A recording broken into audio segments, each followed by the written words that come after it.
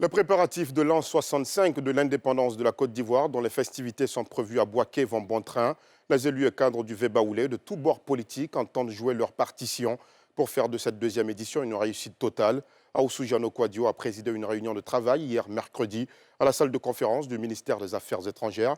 L'ancien président du Sénat a sonné la mobilisation générale de l'ensemble du corps social du pays baoulé. Voyons le sujet de Thiemé Dongé et Fulgence Kissiedou. Salle de conférence du ministère des Affaires étrangères. À l'intérieur, les cadres et élus du Vébaoulé. Dans leur diversité et différences politiques, tous répondent aux devoirs républicains. Apporter sa pierre à l'organisation des festivités de l'accession du pays à l'indépendance dans la capitale du centre Bouaké. Dans cette dynamique, tous ébauchent voies et moyens pour la réussite de l'événement qui retourne à Bouaké après l'édition de 1964, soit 61 ans après. À terme, le conseiller spécial à la présidence de la République, Aoussou Jano, sonne la mobilisation générale du corps social du Béké.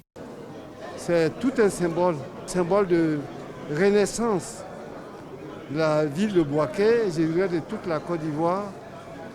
La Côte d'Ivoire a bien grandi, elle est belle et nous allons célébrer la beauté. Je voudrais encore demander à tous les habitants du Vébaoulé, dans toute leur diversité culturelle et politique, de se retrouver le 7 août pour accueillir le président de la République, le président Alassane Ouattara, à l'occasion de la célébration du 7 août. Les élus et cadres présents se sont tous engagés à descendre sur le terrain pour la réussite du 65e an de l'indépendance sur les terres de la capitale du centre.